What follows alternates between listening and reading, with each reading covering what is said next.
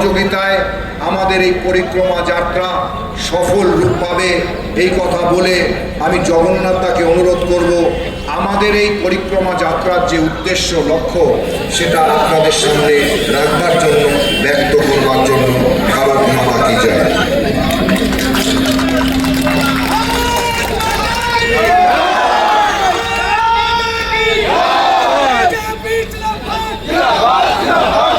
সংগচ্ছদ্ধং সংবদ্ধং সংবমনাংসি জানতং দেবা ভাগং যথা পূর্বে সঞ্জানানা উপাসতে।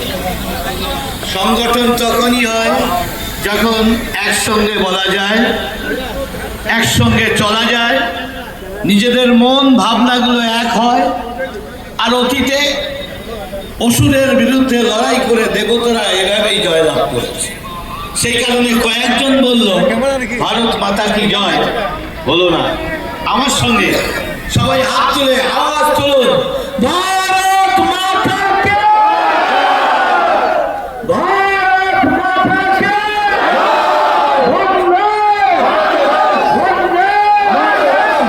নবান্ন কেটে গেছে, পরিবর্তন যাত্রায় নবান্নের পতন ঘটবে এবার। দেখুন, আমরা 2011-তে মমতা ব্যানার্জি, তার আগে বাংলার মানুষের নয়নের মণি, সিপিএম এর অত্যাচারিত মানুষ তখন মমতা ব্যানার্জিকে মুক্তির দূত হিসাবে বেছে নিয়েছিল। শুধু তখন তৃণমূলের কোনো সংগঠন ছিল না, সমস্ত মানুষ, কংগ্রেসের ভোট এবং আমাদের ভোটও সেদিনকে 15% থেকে 2 বা 4% নেমে এসেছিল। তাকে আমরা ভোট দিয়ে জিতিয়েছিলাম। আর ক্ষমতায় বসেই মমতা ব্যানার্জির আসল স্বরূপ, তার আসল চেহারা, ভেতরের সত্তার প্রকাশ পেয়ে গেছে। আমরা রূপকথায় গল্প শুনি, রাজপুত থেকে ভুলানোর জন্য এক রাক্ষসী, তিনি অপরূপ সুন্দরী সেজে বিয়ে করে রাজপ্রাসাদে আসলেন। রাতের অন্ধকারে ঘোড়াটা খেয়ে যখন শেষ হয়ে গেল, একে একে মানুষ রাজপ্রাসাদের আত্মীয় স্বজনকে খেতে শুরু করল। সেই রাক্ষসী করাল গাছ থেকে আর কেউ রেহাই পায় না। তাকে মমতা ব্যানার্জির চেহারাটা ঠিক সেই রকমই এসে দাঁড়িয়েছে। তিনি নাকি সততার প্রতীক ছিল,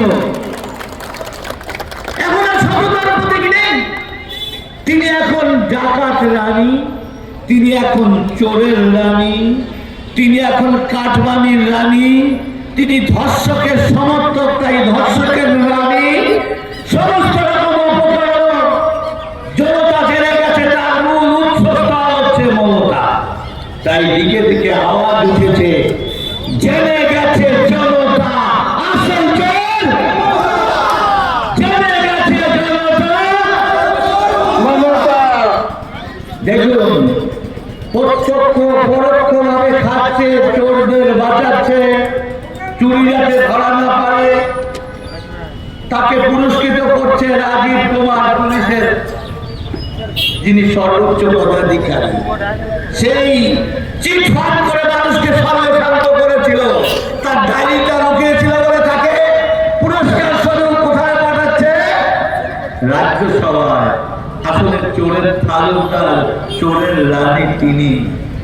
আবার আইপ্যাকের মাধ্যমে কয়লা চুরি, গরু পাচার, কয়লার বালি কাণ্ড, সমস্ত চাকরি চুরির ফাইল ইডি হানা হতে পারে বলে আইপ্যাকের কাছে রেখে দিয়েছিল।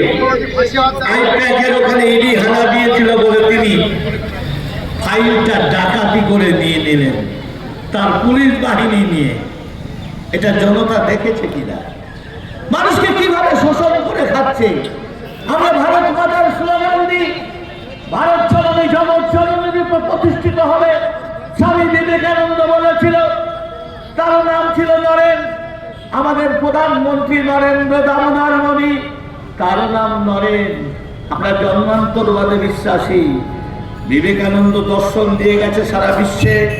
আর সেই দর্শনকে বাস্তবায়িত করে ভারতবর্ষকে সেরার শিখরে বসানোর জন্য 2047 সালের আগেই ভারত বিকশিত ভারতে পরিণত হবে, ভারত পৃথিবীর শ্রেষ্ঠ দেশ হবে।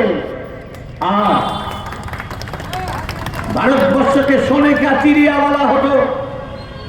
দেখুন, হিমালয় হচ্ছে মুকুট, আর বাংলা বাঁদিকে দেখুন মানচিত্রটা ভারত মাতার কন্যাকুমারিকার থেকে তাকিয়ে।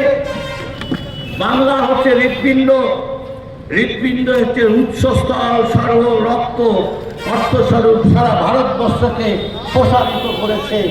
তাই যত বেনিয়া এসছে, ওলন্দাজ, ফরাসি, ব্রিটিশ বাংলা এসে রাজধানী করেছে, এখান থেকে লুণ্ঠন করে নিয়ে চলে গেছে। বাংলা ভাবনা এসে সাহিত্য